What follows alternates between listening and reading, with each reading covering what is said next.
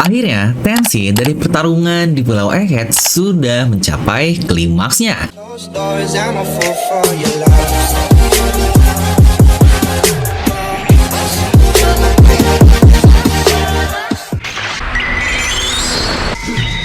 Dari Jublasters review di sini, dan di video ini kita akan bahas rangkuman chapter lengkap untuk di 1093 yang kira-kira apakah ada hal menarik yang terjadi di sini ataukah hanya flat seperti yang kita dapatkan di spoiler kemarin. Nah, jadi pastikan kalian tonton video sampai habis ya agar tidak ada informasi yang miss dan juga setengah-setengah. Subscribe juga dan nyalakan bel notifikasinya ya buat yang belum agar tidak tertinggal analisis menarik seputar One Piece hanya di channel Devil Nomi. Nah, mari siapkan kopi, jangan lupa dibesar, pasang headsetnya, ambil posisi PWN, wadidaw.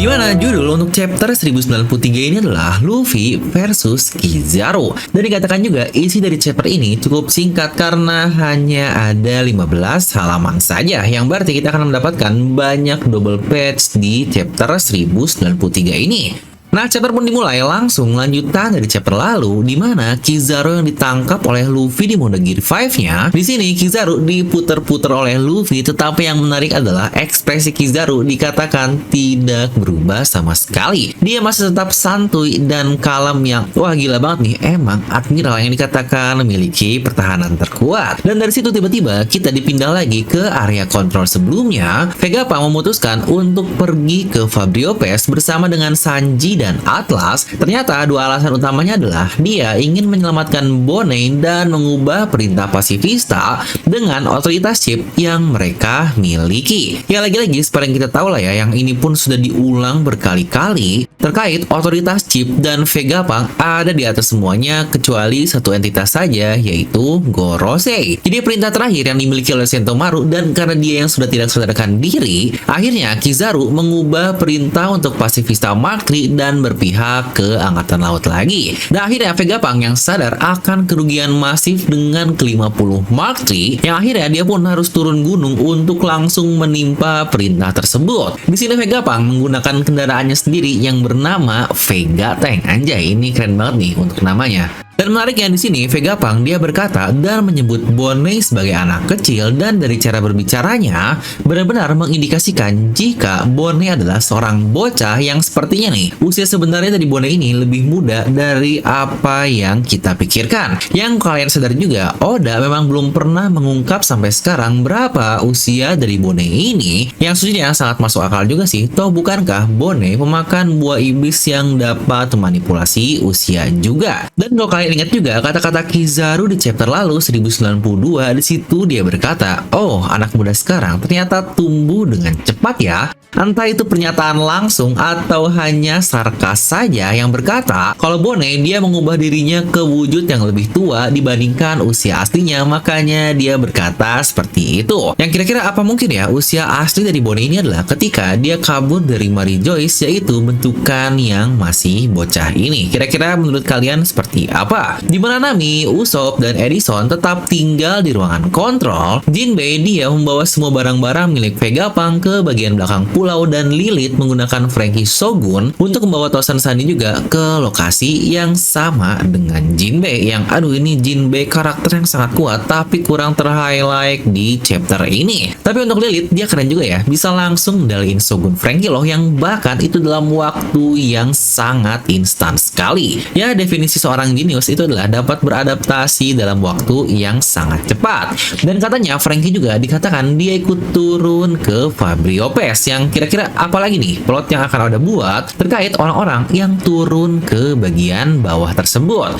Dan di sini kita juga diberitahu di bagian Fabrio Pass, Bonnie dia sudah bertarung melawan Angkatan Laut, di mana Sentomaru dia berhasil menolong Bonnie saat terjatuh dan mengenai barier. Namun akhirnya Sentomaru pasca menyelamatkan Bonnie dia pingsan kembali. Yang berarti terkonfirmasi ya di sini kalau Sentomaru masih hidup setelah dikalahkan oleh Kizaru. Berpindah ke Zoro dan Lucci, di sini sini kita melihat munculnya petir hitam dari pedang Zoro yang sepertinya dia juga menggunakan Hausoku no Haki tersebut. Dan Lucci pun dikatakan sudah masuk ke mode dari Awakening-nya. Tetapi untuk aku tidak diperlihatkan di chapter ini dan saya juga penasaran dengan nasib dari Tante Sushi kita, kira-kira dia bagaimana. Di sini Zoro berkata, dengan level seperti ini, kau tidak akan bisa menghadapi kapten kami, anjay. Yang babang Zoro kita memang sangat arogan sekali. Dan jika kalian ingat, itu adalah kata-kata yang sama yang dia katakan kepada Pika di Dressrosa lalu. Levelmu hanya segini dan kau berharap ingin melawan tepi jerami yang wah wadidaw banget nih. Simple words tetapi dalam banget untuk maknanya. Yang sejujurnya emang bener juga sih. Toh bukankah sebelumnya juga cuma one hit doang itu Koceng Oren dikalahkan oleh Gear 5 Luffy. Tapi di sini Lucci pun menjawab lagi, ya tapi ini berharga untuk membunuh orang nomor 2 dari kru Yonko. Anjay, lagi-lagi si PD ini bisa ngelawan babang Zoro. Ngomong-ngomong tentang orang kedua gini, ada yang sindir nggak ya? Apalagi untuk fans Sanjay. Coba gimana tuh? Lanjut di sini pun kembali ke duel Luffy versus Kizaru.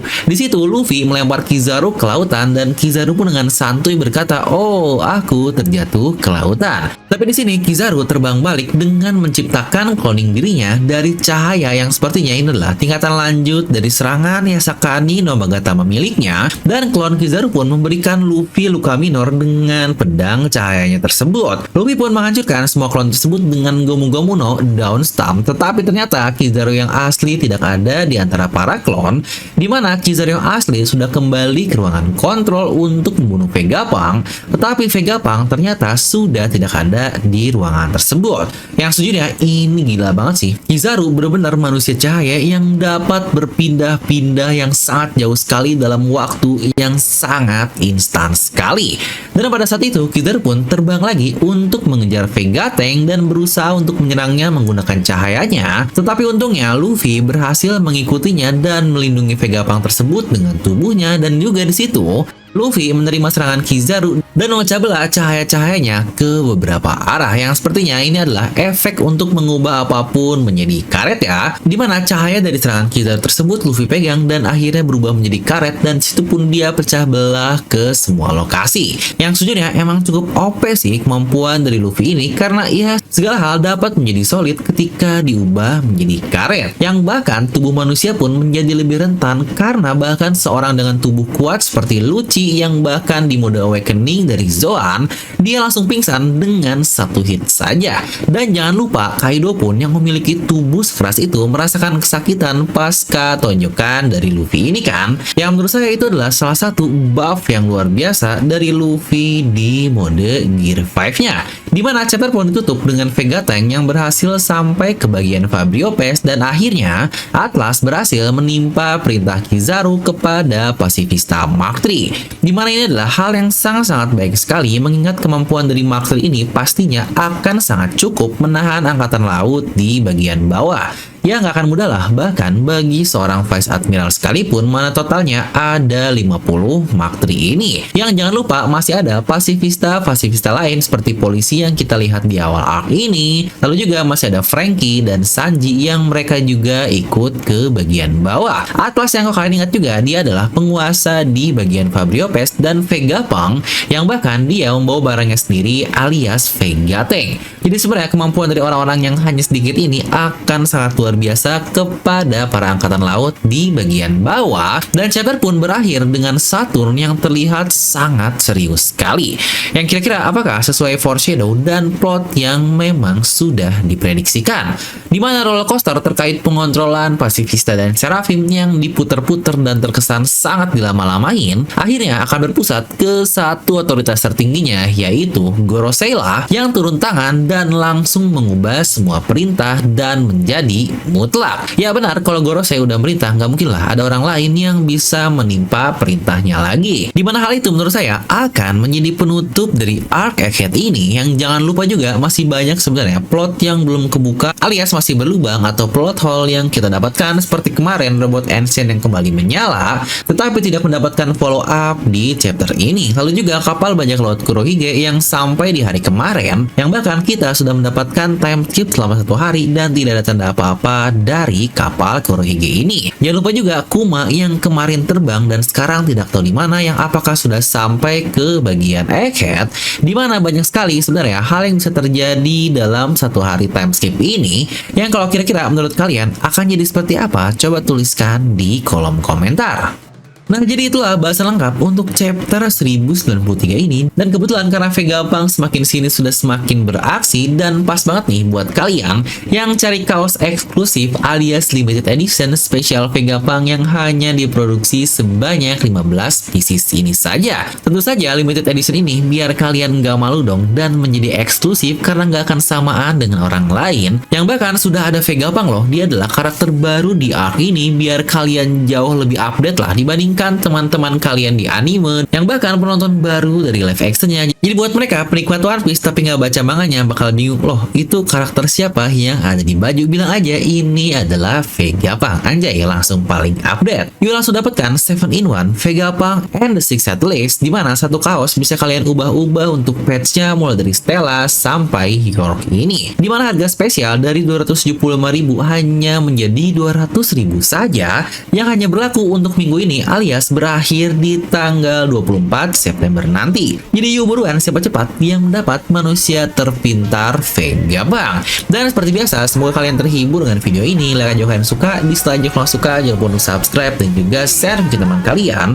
Gue Devil pamit, and I'll see you guys next time.